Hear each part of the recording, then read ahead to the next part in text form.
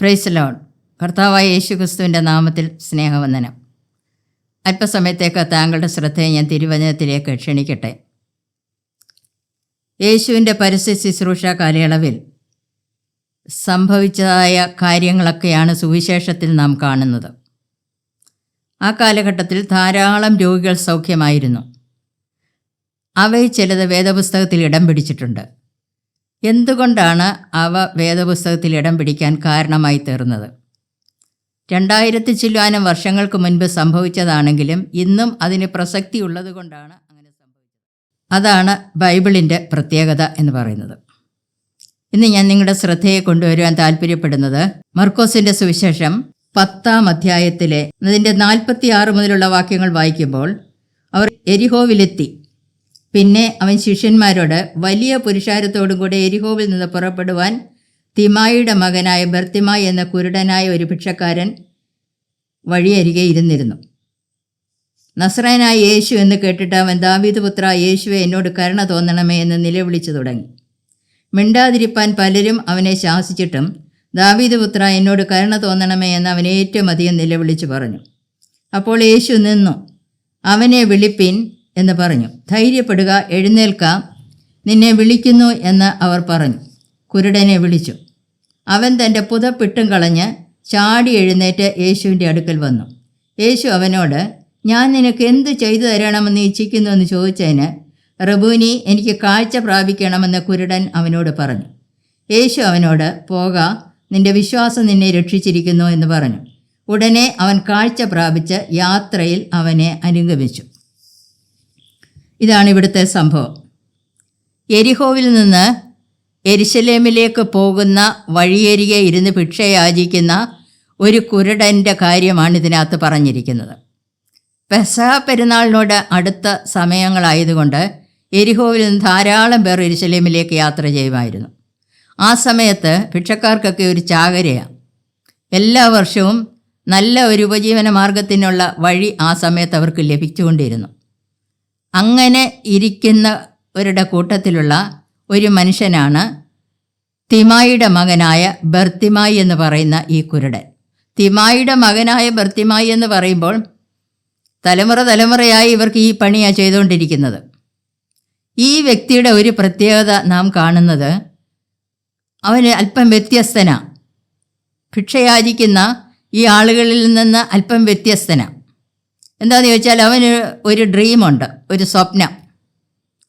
നമ്മുടെ മുൻ പ്രസിഡൻ്റായിരുന്ന അബ്ദുൽ കലാം സാറ് പറഞ്ഞിട്ടുണ്ട്, ഏത് മനുഷ്യനും ഒരു സ്വപ്നം ഉണ്ടായിരിക്കണം. ഒരു സ്വപ്നം ഉണ്ടെങ്കിൽ മാത്രമേ അവന് ജീവിതത്തിൽ ഉയരാൻ കഴിയത്തുള്ളൂ. ഒരു മനുഷ്യൻ്റെ ആയുസ്സിൽ അവൻ എന്തെങ്കിലും ആയിത്തീരണം എന്നുള്ളൊരാഗ്രഹം അവൻ്റെ ഹൃദയത്തിലുണ്ടെങ്കിൽ മാത്രമേ അതിൽ അവന് എത്താൻ പറ്റത്തുള്ളൂ. ഇവിടെ ഈ ബർത്തിമായി എന്ന് പറയുന്ന മനുഷ്യൻ്റെ ഹൃദയത്തിൽ വലിയൊരാഗ്രഹം ഉണ്ടായി. അവന് കാഴ്ച പ്രാപിക്കണം. കാഴ്ചയില്ലാതെ ഇവിടെ ഇരിക്കുന്നുടനെ ഭിക്ഷക്കാരുടെ കൂട്ടത്തിൽ അവന് കൂടുതൽ സാധ്യതയുണ്ട് പണം കിട്ടാൻ. എന്നാൽ ഇവൻ്റെ ആഗ്രഹം അത് വാങ്ങണമെന്നല്ല. ഇവൻ ആഗ്രഹിക്കുന്ന, എനിക്ക് കാഴ്ച പ്രാപിച്ച് ഇതിനപ്പുറത്ത് ചില കാര്യങ്ങൾ എനിക്ക് ചെയ്യണം. അത് എന്താണെന്ന് അവൻ്റെ മനസ്സിലുള്ള എന്താണെന്നൊന്നും ആർക്കും അറിയത്തില്ല. അങ്ങനെ അവൻ നാളുകളായി അത് ആഗ്രഹിക്കുകയും അതിൻ്റെ വഴിയായിട്ട് അവൻ ദൈവത്തോട് പ്രാർത്ഥിക്കുകയും ചെയ്തു. പ്രാർത്ഥിക്കുക അല്ലാതെ വേറെ കാര്യങ്ങളും ചെയ്യാനില്ലല്ലോ. കാരണം കുരുടന്മാർ കാഴ്ച പ്രാപിച്ച ചരിത്രങ്ങളൊന്നും അധികം ഇല്ല. അതുകൊണ്ട് അവൻ നാളുകളായി പ്രാർത്ഥിക്കുക. എത്ര നാൾ പ്രാർത്ഥിച്ചു, എത്ര വർഷങ്ങൾ പ്രാർത്ഥിച്ചു എന്നൊന്നും നമുക്കറിയത്തില്ല. വളരെ നാളുകൾ പ്രാർത്ഥിച്ച് അവൻ്റെ ഹൃദയത്തിൽ ചില കാര്യങ്ങൾ വെളിപ്പെട്ട് വരാൻ തുടങ്ങി. അവനും ഇതിനു മുൻപ് അറിയാത്ത, അവന് ഒരു പരിചയവുമില്ലായിരുന്ന ചില കാര്യങ്ങൾ അവൻ്റെ മനസ്സിലേക്ക് കടന്നു വരാൻ തുടങ്ങി.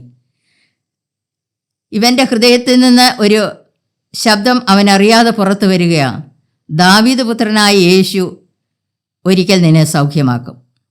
അപ്പം അന്ന് മുതൽ അവൻ്റെ മനസ്സിലിങ്ങനെ ആവർത്തിച്ച് പറഞ്ഞുകൊണ്ടിരിക്കുക. ആരായി ദാവീദ് പുത്രൻ എന്ന് അവനറിയത്തില്ല. യേശു എന്ന് പറയുന്ന ആ കാലഘട്ടത്തിലുള്ള ഒരു സാധാരണ പേരാണ്. എന്നാൽ ഈ ദാവീദ് പുത്രനായ യേശു എൻ്റെ അടുക്കൽ വന്നാൽ ഞാൻ സൗഖ്യമാകും എന്നുള്ള ചിന്ത ഇവൻ്റെ ഹൃദയത്തിൽ അനുദിനവും വളർന്നുകൊണ്ടേയിരുന്നു. അങ്ങനെ ഇരിക്കെയാണ് ഒരു ദിവസം അവരിരുന്ന ആ റോഡിൽ കൂടെ ഒരു കൂട്ടം ജനം നടന്നു പോകുന്നതിൻ്റെ ആരവം കേൾക്കാനിടയായി. പെസഹ പെരുന്നാളിന് വേണ്ടി ധാരാളം പേര് പോകുന്നത് കൊണ്ട് അവരത് ശ്രദ്ധിക്കുന്നുണ്ടായിരിക്കാം. അവരുടെ ലക്ഷ്യമെന്ന് പറയുന്നത് എന്തെങ്കിലും അവരിൽ നിന്ന് കിട്ടണമെന്നുള്ളത് മാത്രമാണ്. കേവലം ചില നാണയത്തുട്ടുകൾ മാത്രമാണ് അവരുടെ ലക്ഷ്യം. എന്നാൽ ഈ വ്യക്തി, അവൻ്റെ മനസ്സിലുള്ള ചിന്തയാണ് എപ്പോഴും അവനെ ഭരിച്ചുകൊണ്ടിരുന്നത്. അപ്പോൾ ഒരു വലിയ ശബ്ദം കേട്ടിട്ടുടനെ അടുത്തിരിക്കുന്നവരോട് ഈ കുരുടനായ മനുഷ്യൻ ചോദിച്ചു, എന്താ ഈ ശബ്ദം? അന്നേരം അവർ പറഞ്ഞു, യേശു താണ്ടിതിലേ കൂടെ വരുന്നു. യേശുവും ഒരു കൂട്ടം ആളുകളും കൂടെ താണ്ട വരുന്നു. അപ്പോൾ യേശു എന്ന് പറഞ്ഞ് കേട്ടപ്പോൾ തന്നെ അവൻ്റെ ഹൃദയം കത്തി. അവൻ്റെ മനസ്സിലൊരു യേശുവുണ്ട്, അത് ദാവീദ് പുത്രനായ യേശുവാണ്. അപ്പോൾ ദാവീദ് പുത്രനാണോ ഇവനെന്നറിഞ്ഞാൽ മാത്രം മതി. അതറിഞ്ഞു കഴിഞ്ഞാൽ അവൻ തന്നെ വിശ്വസിക്കുന്നു, അവൻ്റെ പ്രശ്നത്തിന് പരിഹാരമായി. അവനതുകൊണ്ട് എന്താ ചെയ്ത്, വളരെ ഉച്ചത്തിൽ വിളിക്കാൻ തുടങ്ങി, ദാവീദ് പുത്ര യേശുവേ എന്നോട് കരുണ തോന്നണമെന്ന്. 1 2 പ്രാവശ്യമല്ല, അവനങ്ങനെ തുടർമാനമായി ഉറച്ച് വിളിക്കാൻ തുടങ്ങി. ഒരു ഒറ്റ വ്യക്തിയുടെ ശബ്ദം ഒരു കൂട്ടം ജനത്തിൻ്റെ ശബ്ദത്തിൻ്റെ മുകളിൽ കേൾക്കണമെങ്കിൽ അവൻ എത്ര ഉച്ചത്തിലപ്പം വിളിച്ചിട്ടുണ്ടായിരിക്കും. അങ്ങനെ വിളിച്ച് ആ വിളിയുടെ മുൻപിൽ യേശു നിൽക്കുവാനിടയായി. യേശു അവിടെ നിന്നത് ഒരു ശബ്ദം കേട്ടിട്ടല്ല, തന്നെ ആരോ പേരെടുത്ത് വിളിക്കുന്നത് കേട്ടിട്ടാണ് യേശു അവിടെ നിന്നത്. ആ ഇടയ്ക്കൊന്നും അല്ലെങ്കിൽ ആ കാലത്തൊന്നും ആരും ദാവീദ് പുത്ര എന്ന് തന്നെ വിളിക്കുന്നില്ല. അപ്പം ആ പേരെടുത്ത് വിളിക്കുന്ന കേട്ടപ്പോൾ യേശു അവിടെ നിന്നു. എന്നിട്ട് അവനെ വിളിക്കാൻ പറഞ്ഞു. അവനെ വിളിച്ച് കൊണ്ടുവന്നു. അവൻ അടുത്ത് വന്നപ്പോൾ യേശു അവനോട് ചോദിച്ചു, ഞാൻ നിനക്ക് എന്ത് ചെയ്തു തരണം? അവൻ പറഞ്ഞു, എനിക്ക് കാഴ്ച പ്രാപിക്കണം, വേറെ കാര്യമൊന്നുമില്ല. ഇപ്പം യേശു എന്ന് പറയുന്നത് പൂർണ്ണ മനുഷ്യനും പൂർണ്ണ ദൈവവുമാണ്. യേശുവിന് അവൻ്റെ അന്തരംഗത്തെ കാണാൻ കഴിയും, അവൻ്റെ ആഗ്രഹത്തെ കാണാൻ കഴിയും, അവൻ എവിടം വരെ എത്തുമെന്നും കാണാൻ കഴിയും. അപ്പോൾ യേശു അവനോട് പറഞ്ഞു, പോക, നിൻ്റെ വിശ്വാസം നിന്നെ രക്ഷിച്ചിരിക്കുന്നു. പക്ഷേ ഈ മനുഷ്യൻ പോയില്ല. അവൻ നാളുകളായിട്ടൊരത്ഭുതം പ്രതീക്ഷിച്ചുകൊണ്ട് നടക്കുന്നവനാണ്. ആ അത്ഭുതം അവൻ്റെ ജീവിതത്തിൽ കിട്ടിക്കഴിഞ്ഞുടനെ അവൻ അതിനേക്കാൾ വലിയ ഒരു കാര്യം കാണുകയാണ്. തൻ്റെ ജീവിതത്തിൽ ഈ അത്ഭുതം ചെയ്തവനെ വിട്ടിട്ട് ഇനിയും പുറകോട്ട് പോകാൻ അവൻ താല്പര്യം കാണിക്കുന്നില്ല. അവൻ ആ അത്ഭുതമായ യേശുവിൻ്റെ കൂടെ സഞ്ചരിപ്പാനാണ് ആഗ്രഹിക്കുന്നത്. അങ്ങനെ അവൻ യേശുവിനോട് ചേർന്ന് നടക്കുന്നതായിട്ടാണ് നമ്മളിവിടെ കാണുന്നത്. പഴയ നിയമത്തിൽ ഹന്ന എന്ന് പറയുന്ന ഒരു സ്ത്രീയുണ്ട്. ആ സ്ത്രീ തൻ്റെ ഭവനത്തിൽ വളരെ ദുഃഖിതയായി കഴിയുന്ന ഒരവസരത്തിൽ അവൾ ദൈവത്തോട് പ്രാർത്ഥിക്കാൻ തുടങ്ങി. അവളുടെ ദുഃഖത്തിൻ്റെ കാരണം എന്ന് പറഞ്ഞാൽ അവൾക്കൊരു തലമുറയില്ലാത്തത് കൊണ്ട് അവളുടെ ഭവനത്തിൽ തന്നെയുള്ള ഒരു പ്രതിയോഗി അവളെ നിന്ദിച്ചുകൊണ്ടേയിരിക്കുന്നു.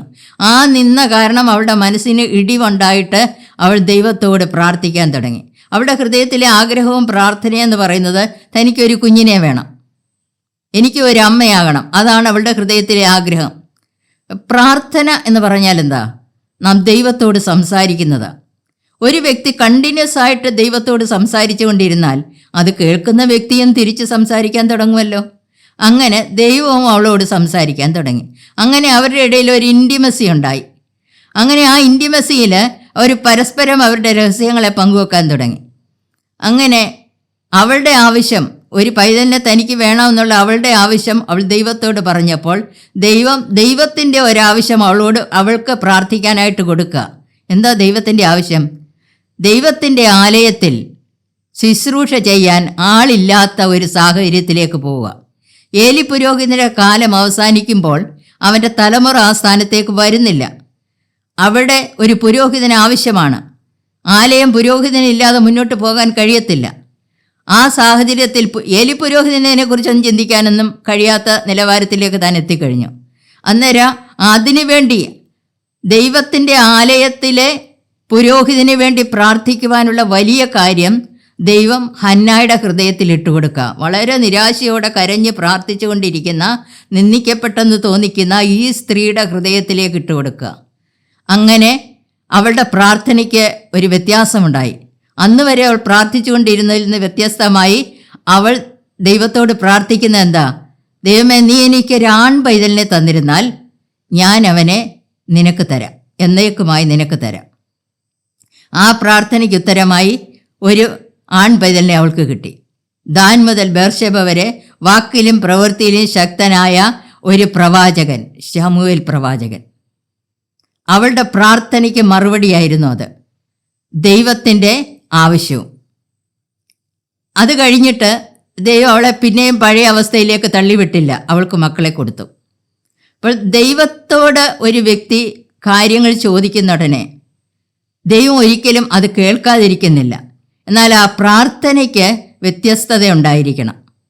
നമ്മൾ വിശുദ്ധ വചനത്തിൽ ഇങ്ങനെ വായിക്കുന്നല്ലോ, നാം ഒരു കാര്യത്തിന് വേണ്ടി പ്രാർത്ഥിക്കുകയും അത് ലഭിച്ചു എന്ന് വിശ്വസിക്കുകയും ചെയ്തിരുന്നാൽ അത് നിങ്ങൾക്ക് കിട്ടി.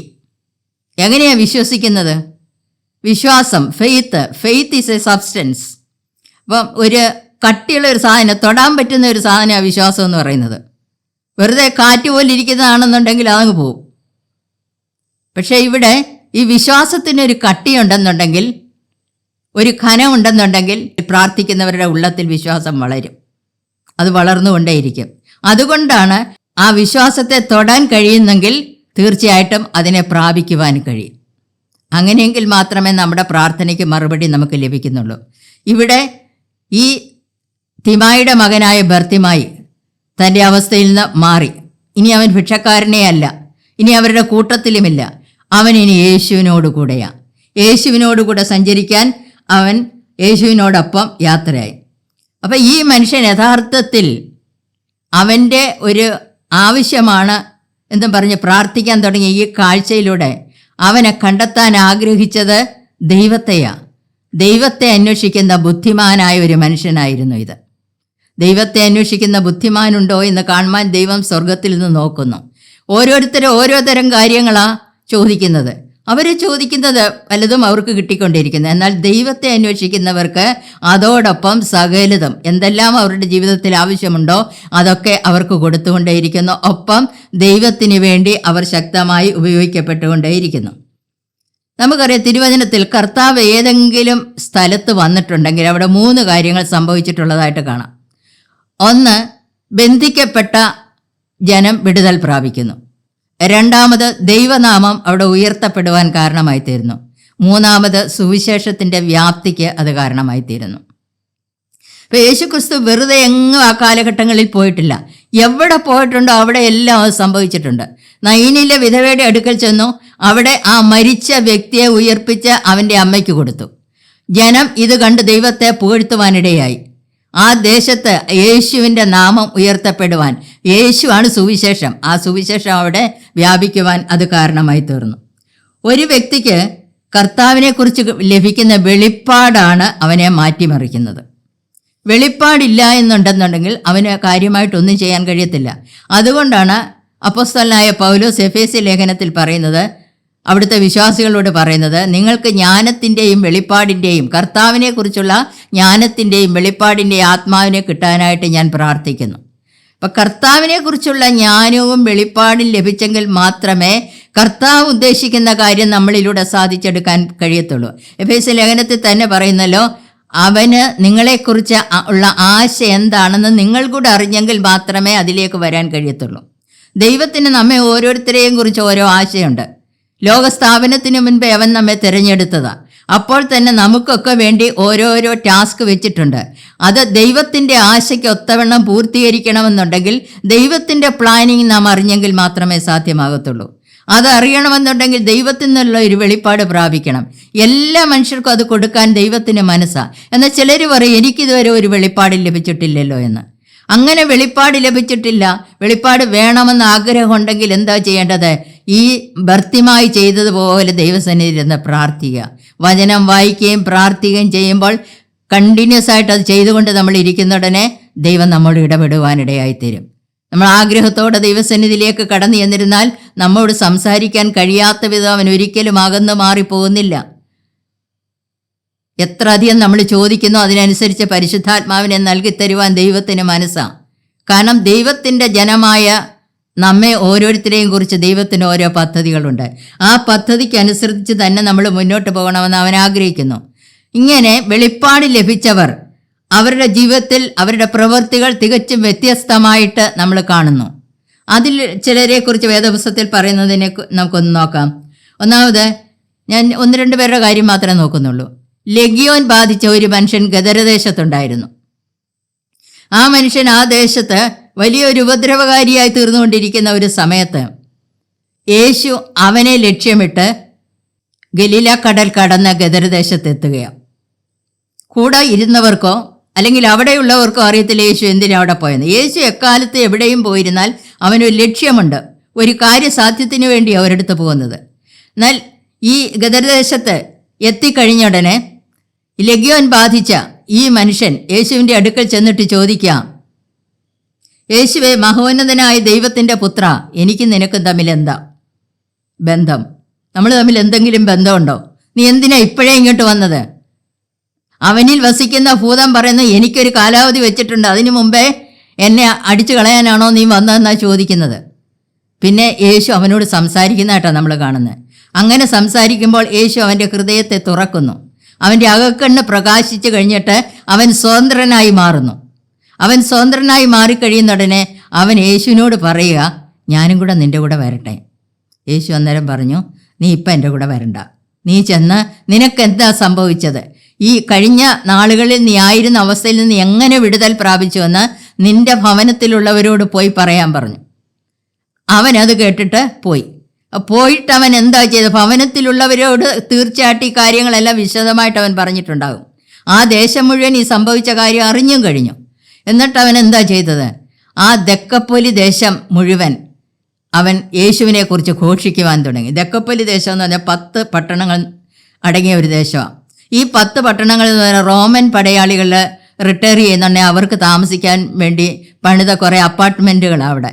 ആ അവിടെയുള്ള സകലമാന്യ മനുഷ്യരും സുവിശേഷം അറിയാൻ ഈ ലെഗ്യോൻ ബാധിച്ച മനുഷ്യൻ കാരണമായി തീർന്നു. അപ്പോൾ ദൈവം ഒരുവൻ്റെ ഉള്ളത്തിൽ വന്നിരുന്നാൽ ഒരു മനുഷ്യന് ഭൂമിയിൽ ചെയ്യാൻ കഴിയാത്ത കാര്യങ്ങൾ അവന് ചെയ്യാൻ കഴിയും. ലോകത്തിലെ കാര്യങ്ങൾ ചെയ്യാൻ ലോകത്തിൻ്റെ അറിവും ബുദ്ധിയും മാത്രം മതി. എന്നാൽ ദൈവത്തിൻ്റെ കാര്യങ്ങൾ ചെയ്യാൻ അതുപോരാ. അത് ദൈവത്തിൻ്റെ ശക്തിയും ദൈവത്തിൻ്റെ ബലവും ദൈവത്തിൻ്റെ പ്ലാനിങ്ങും ഉണ്ടെങ്കിലേ അത് ചെയ്യാൻ കഴിയത്തുള്ളൂ. മറ്റൊരു വ്യക്തിയെക്കുറിച്ച് നമുക്ക് കാണാം. ശമരിയാക്കാരിയായ സ്ത്രീ, വളരെ മോശമായ ഒരു പേര് സമ്പാദിച്ച ഒരു സ്ത്രീയാണ് ഈ ശമരിയാക്കാരി.